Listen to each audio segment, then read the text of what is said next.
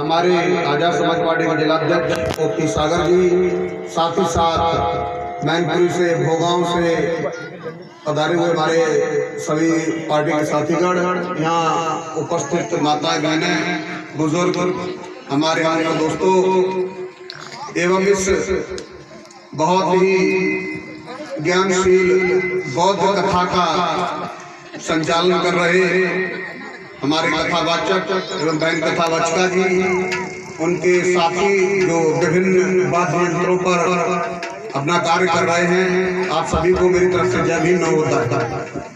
अभी बहुत ही अच्छा एक प्रसंग चल रहा था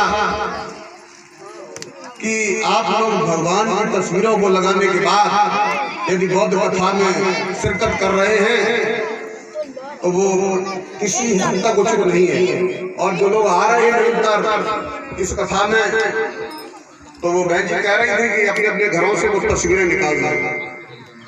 हालांकि इस बात को मैं मानता हूँ कि भगवान का नाम लेकर इतना हमें डराया गया है कि भगवान को भूल पाना और भगवान को छोड़ पाना कितना आसान नहीं है, खासकर उन लोगों के लिए जिनका शिक्षा का स्तर किसी हद तक निम्न है, और जो शिक्षित हुए हैं लेकिन उनके पास डिग्रियां हैं लेकिन वो शिक्षित नहीं है, वो भी नहीं छोड़ पाएंगे। तो भगवान को छोड़ना इतना आसान नहीं है। भगवान को छोड़ने में उतना ही समय लगेगा जितना समय बाबा साहब के दिए संविधान के अधिकारों को लेने में आपका लगेगा। अभी बाबा साहब का संविधान तो मिल गया लेकिन उसके अधिकार हमें नहीं मिल पाए, वो उतना ही समय लगेगा भगवान को छोड़ने में। अब भगवान को मानिए जरूर, लेकिन आपको ये सोचना होगा, आपको ये समझना होगा कि आपके लिए भगवान है कौन।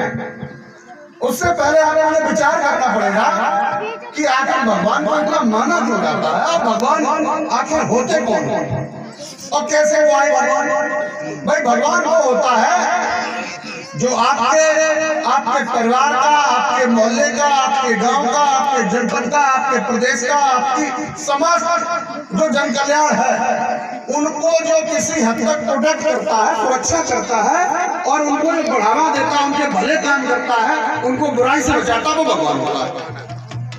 अब जो हम लोग यहाँ बैठे हुए हैं, मैं समझता हूँ यहाँ पे सभी बहुजन समाज के लोग होंगे, एससी होंगे, ओबीसी होंगे। आपके लिए यदि वास्तविकता में कोई भगवान है तो उसका नाम है डॉक्टर बी.आर. अम्बेडकर। अब क्यों भगवान है ये बता देता हूं। भाई भगवान, जिन भगवान को आप पूजा करते हैं, चाहे वो राम हो, चाहे वो कृष्ण हो, चाहे जो भी हो, मैं उनके नामों पे नहीं जाना चाहता। अभी कथावाचिका जी कह रही थी 33 करोड़ देवी देवता।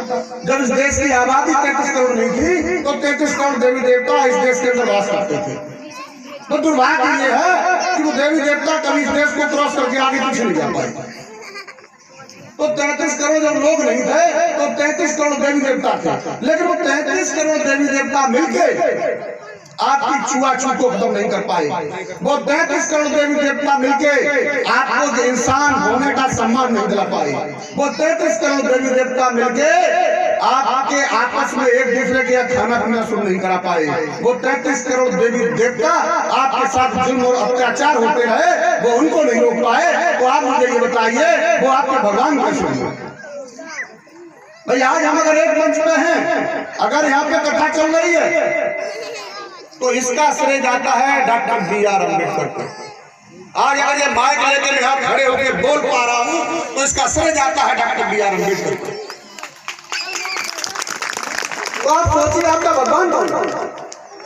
आप थोड़ा पीछे चले जाइए, जो हमारे बुजुर्ग यहाँ बैठे हुए इनसे पूछ लीजिए हमारे पुरखों के गले में मटका क्यों होता था, हमारे पुरखों के कमर पर घाटी क्यों बनी होती थी। इनसे पूछिए कि जब हम रास्ता निकलते थे गांव में तो हमारे लिए दूसरा रास्ता क्यों निर्धारित था, क्यों एक रास्ते से नहीं निकल सकते थे, क्यों हमारी परछाई पड़ने से तथा उच्च जाति के लोग अपवित्र कैसे हो जाते थे। वो ऐसा कौन सा धर्म है जो इंसान से इंसान को छूने में पवित्र हो जाता है और कुत्ते की चाटा हुआ बर्तन उसको धो के उसमें पानी पी लेता है। ऐसा कौन सा धर्म है। ऐसे धर्म को मैं ठोकर मारता हूँ। हम लोगों को विचार करना होगा। मैं ये नहीं कहता कि फला धर्म बुरा है, लेकिन मैं ये जानता हूं कि हमारे लोगों ने, हमारे बुजुर्गों ने जिस चीज को बर्दाश्त किया है, जिस धर्म में रहते बर्दाश्त किया, और जो हमारे महामहिम डॉक्टर B.R. अम्बेडकर जिस धर्म को ठोकर मार के वो धर्म उन्होंने अपनाया, वो धर्म निश्चित रूप से सही नहीं हो सकता, ये मैं दावे के साथ कह सकता हूँ। तो हमें अपने भगवान को पहचानना होगा।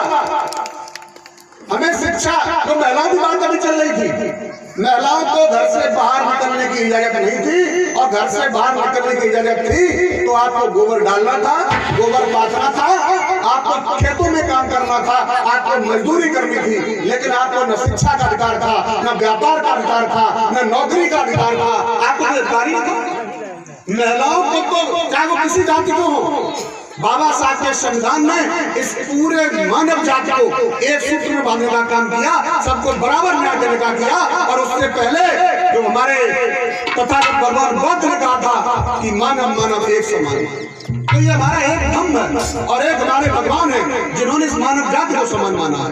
उसके अलावा सबने ऊंच नीच किया हमारे साथ। आज भी हम इससे छूटे नहीं। आज भी मैं समझता हूँ कि 10% लोग हैं जो आज एक दूसरे के यहाँ खाना खाते हैं। 90% आज भी ओबीसी समुदाय SC का खाना नहीं खाता, और SC आपस में बटा हुआ है, कोई किसी का खाना नहीं खाता, कोई किसी का खाना नहीं खाता। आप सोचिए, एक भैंस है और एक गाय है, दोनों जानवर है, दोनों के जानवर के अंदर खाद से निकला हुआ दूध उसको भगवान भी पी लेता है, उसको इंसान भी पी